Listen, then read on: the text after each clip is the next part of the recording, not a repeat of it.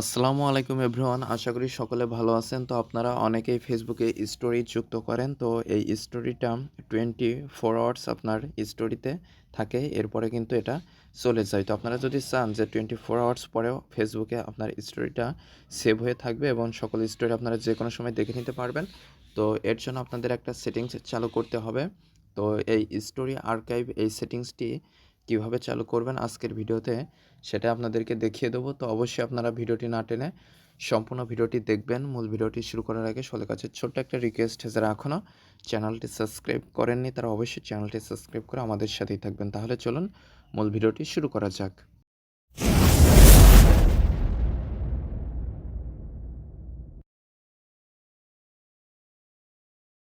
তো প্রথমে আপনারা ফেসবুক অ্যাপসটিতে চলে আসবেন। ফেসবুক অ্যাপসটিতে আসার পর আপনাদের অ্যাকাউন্টটি লগ ইন করে নেবেন। তো আমার এখানে দেখতে পাচ্ছেন অলরেডি লগ ইন করা রয়েছে। তো আমি এই যে প্রোফাইল আইকন দেখতে পাচ্ছেন এটার উপরে ক্লিক করে দিচ্ছি। তারপরে জাস্ট স্ক্রল ডাউন করে নিচে আসবেন। আপনারা সেটিংস অ্যান্ড প্রাইভেসি নামে একটা অপশান পেয়ে যাবেন।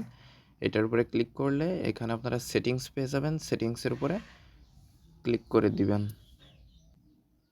তো এরপরে আপনারা স্ক্রল ডাউন করে নিচে আসবেন।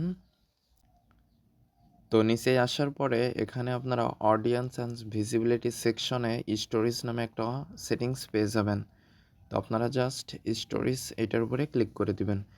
ক্লিক করে দেওয়ার পরে এখানে অনেকগুলো অপশন রয়েছে।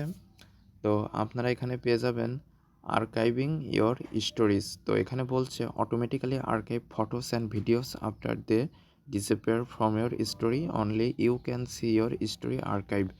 তো এখানে বলছে আপনারা প্রতিদিন যে স্টোরি বা ভিডিওগুলো বা ফটোসগুলো স্টোরি হিসেবে যুক্ত করেন সেগুলো 24 আওয়ার্স পার হওয়ার পরে অটোমেটিক্যালি আপনার ফেসবুকে সেভ হয়ে যাবে এবং আপনারাই শুধু সেই ফটোসগুলো ভিডিওসগুলো যে কোনো সময় দেখে নিতে পারবেন।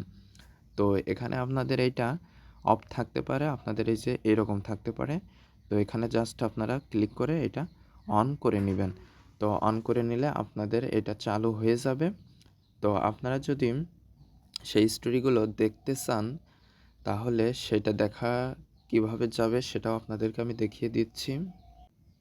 তো সেই স্টোরিগুলো দেখার জন্য আপনারা এখান থেকে ব্যাকে আসবেন। ব্যাকে আসার পরে স্ক্রল ডাউন করে নিচে আসবেন। নিচে আসলে আপনারা অ্যাক্টিভিটি লগ নামে একটা সেটিংস পেয়ে যাবেন। এইটার উপরে ক্লিক করে দিবেন।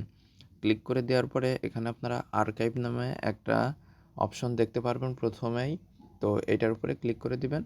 ক্লিক করে দেওয়ার পরে এখানে আপনারা স্টোরি আর্কাইভ নামে একটা সেটিংস দেখতে পারবেন। এইটার উপরে ক্লিক করে দিবেন। ক্লিক করে দিলে আপনারা যত স্টোরি যুক্ত করেছেন 24 আওয়ার্স পরে সবগুলো এখানে যুক্ত হয়ে যাবে এবং সকল স্টোরিগুলো আপনারা এখানে লিস্ট বাই লিস্ট দেখতে পারবেন। তো যেহেতু এখানে আমার একটা স্টোরি রয়েছে তো সেটাই কিন্তু এখানে দেখা যাচ্ছে।